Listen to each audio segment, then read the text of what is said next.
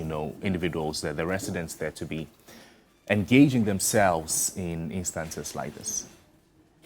First, let me say welcome to Alex Segbefia. He is my riding master. Riding master means what? Oh, when it comes to horse riding, I see. I learned under his feet. And many people don't know that he is a very dexterous rider. And then when he's on the horse, he's a different person altogether. So when I'm doing my horse riding and people are praising me, I just turn and say, this man should come and see the kind of applause I'm getting. And of course, good morning to you. This is the first time you are hosting me on this platform, and to your many viewers. Before that, let me start on the note of sports. I will certainly come there. Right. The Elwak Wings Volleyball Club is destined to go to Africa and probably conquer Africa at the continental club level.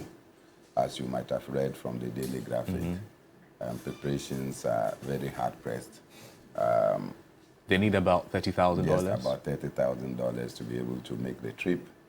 And we've been knocking at the doors of all the institutions that matter to raise $30,000, including flight, feeding, and accommodation. And it is just becoming impossible. We have tomorrow virtually to be able to do this. And so it is time for me, as one of the executives of the club, to just use this your platform to make this passionate appeal that these sports, when given the opportunity, have the potential to give Ghana the laurels that we are looking for in sports. Volleyball is one of the most exciting sports. It is very engaging and very entertaining. Aside that, most of the young people have gotten opportunity to go outside of this country to go and play professional volleyball through the works, particularly of the of teams like the Elwak Wings.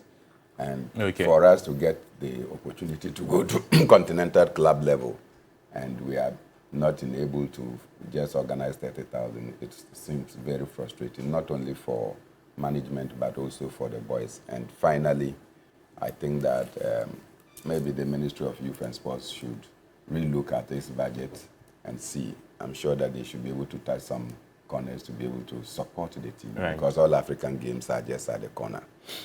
And we need the team to be able to participate fully and to win at the tournament in Ghana. Having said that, let me say that cultural issues are just like religion.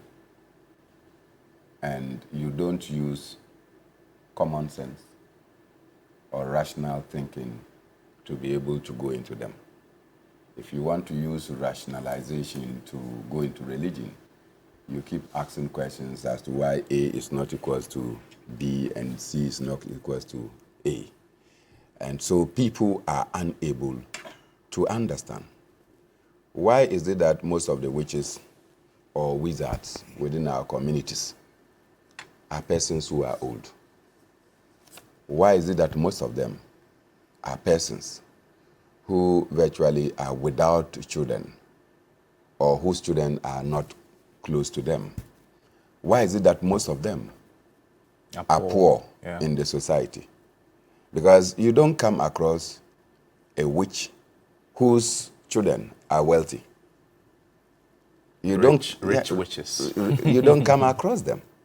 You don't come across persons who are very old, and if you permit me, refusing to die, simply because their children are placed in certain positions and they will be able to support them in their healthcare needs and what have you. So you don't come across them. Majority of the persons we come across as witches are those that are without small or coins. Let me put it in the Ghanaian parlance. They are without coins. And so, even as we have our cultural beliefs, you want to interrogate these cultural beliefs to find out why is it that witches are largely the poor in society. They are largely the widows. They are largely persons without aid or without support. Yeah. And so, for me and where I sit, sometimes I ask some of the questions. And sometimes you go and then they tell you that if you go and find some of the implements that they say that are the reason for which somebody is doing witchery, You go there and it is a small kitchen knife, those that are manufactured or created from our local blacksmiths. Yeah. And you see some cooking pot somewhere, and then they'll bring them out and say, these are the instruments or implements that they use for witchery. Then you ask yourself, really, that knife you cut me, you will not get through. It's blunt, eh? Yeah, and then still, these people are. And so there are communities that will go and carry, I don't know what they call it, it's a mats type of thing, and then they will come into our communities. I grew up seeing that in Sankana. They will come, they call it Sengu, and they will come and ship people and say that they have identified you as a chief. As a witch. Mm. And then you don't know what it is. I feel very sad, particularly in modern times when we have to kill them. If the person is a witch and we are able to identify the person, by whatever means we are able to identify the person, we should have capacity to be able to bewitch the person through that same means, not to kill the person. And so I feel very frustrated when I see that people are killed, people are tortured, people are brutalized. And in some instances, out of the brutalization, they pronounce themselves as witches. I have done this, I have done this. In an attempt to maybe want to escape and then they then eventually get killed. False confessing. And I just feel sad that these things are happening, and I pray and hope that we should be able to reconscientize ourselves. There cannot be a stronger witch than yourself, because your self-belief and conviction will also indicate whether a witch can actually attempt you or not. And unfortunately, that is not what is happening. It's like in the religions. You go there and somebody, Alex will know this. When you are a politician, you visit shrines, you visit mosque, you visit, what do we call it, pastors. Churches. And sometimes you go there and then the people will say they are praying for you. And by the time they finish, you ask certain questions. And the questions don't add up, or the answers don't get together. I just want to believe that, look, let's allow society to be at peace. Let's have our convention. If you are a Christian and you don't believe in witchery, I don't think that any witch can harm you. If you are a Muslim and you don't believe in them, they can't harm you. And if you are an Africanist like someone of us and you don't believe in the potency of witches, I'm not sure that they can harm you. But to go around killing people in this bizarre manner is nasty, and I will urge the police in particular to take this matter seriously. Bring the perpetrators to book and deal with them in a manner as will serve as lesson for other persons who want to kill persons they suspect that their lives are miserable, and they accuse them of the bad things that are happening in society. Mr. Segwefia, so when Bernard was speaking, he mentioned, how this could be coming from a cultural background. Following the incidents that happened in the Mion district of the Northern region, Amnesty International has come to talk about the lack of action from the gender ministry. Do you think extending the invitation to the Ministry of Culture could also, play a certain role to reorient or disorient the minds of these witch killers, if you like? First and foremost, can I say a good morning to your viewers and to my colleagues as well as yourself. It's also imperative that before I continue, I want to add some weight to my colleague's plea to the Ministry of Sports, and particularly to any corporate entity that can assist the EWAC Wings to be able to embark upon the tournament.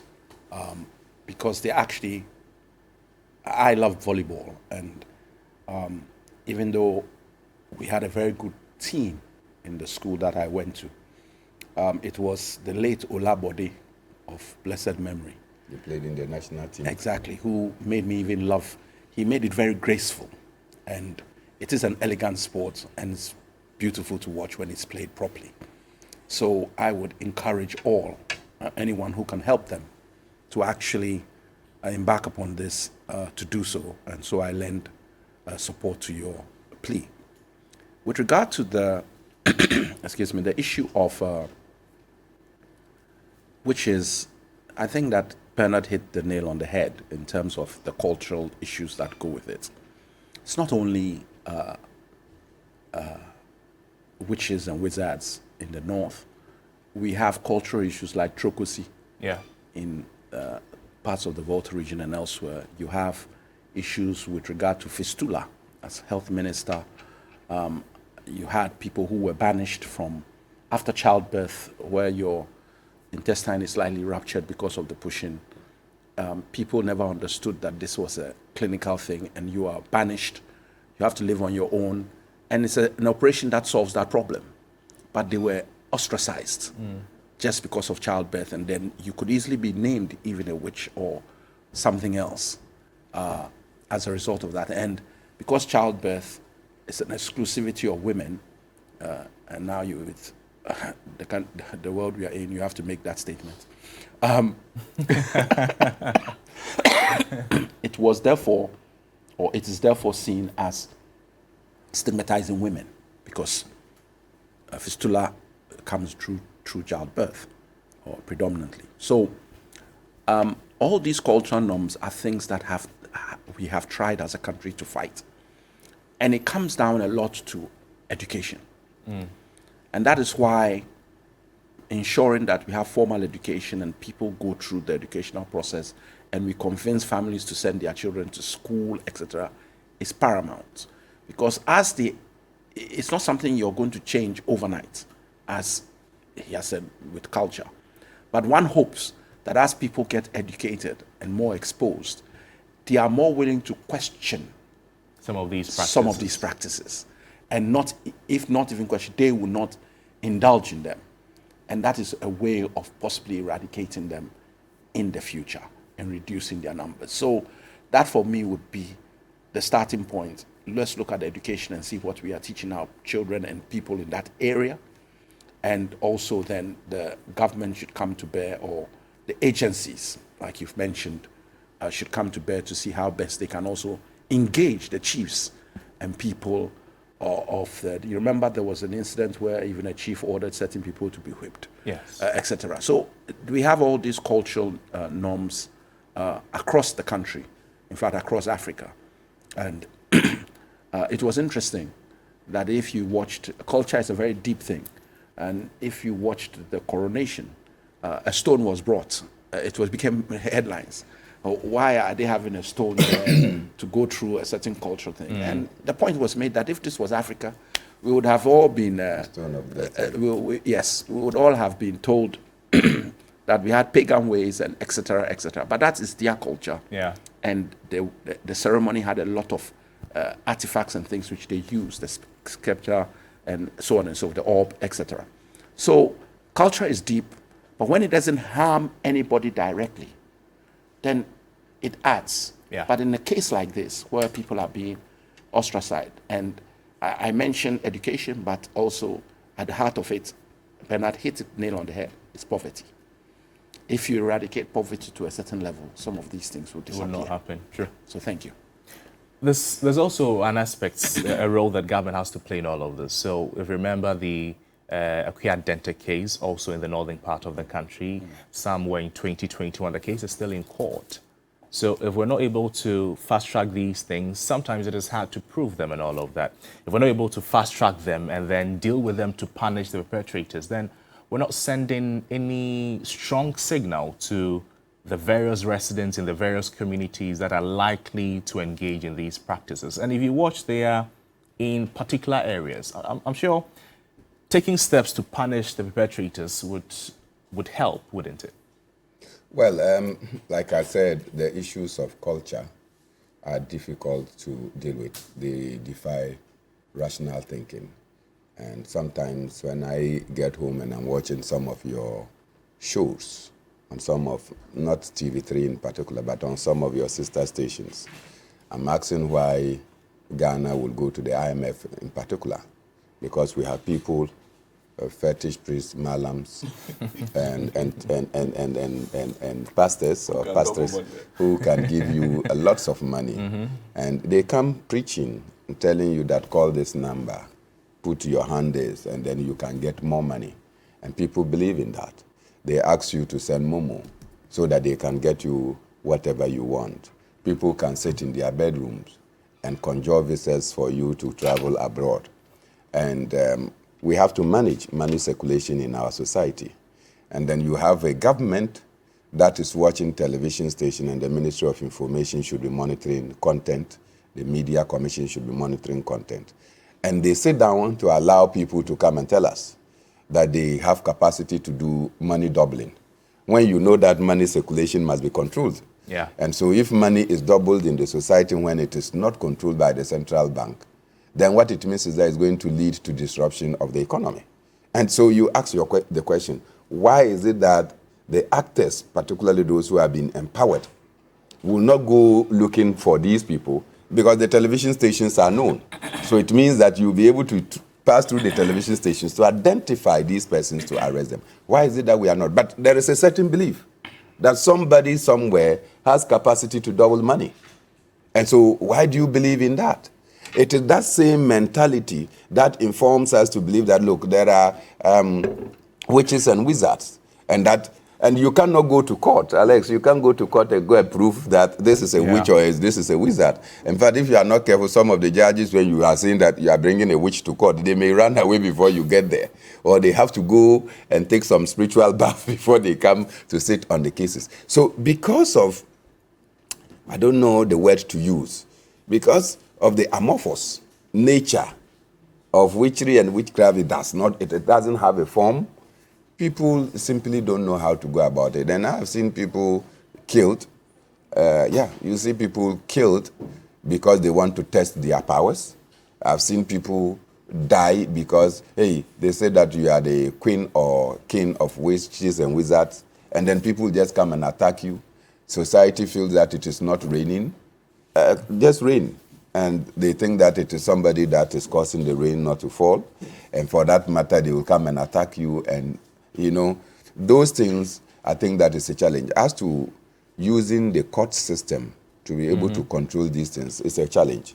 Because how to find evidence to support the accusations that we make in court or allegations we make in court will be very difficult.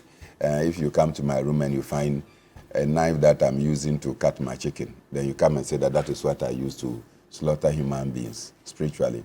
How is the court going to determine this? And so you can see that some of these cases will drag on, and the judiciary may not be interested in wanting to go to the extent. Some of the cases, probably you have to go into the rooms to prove.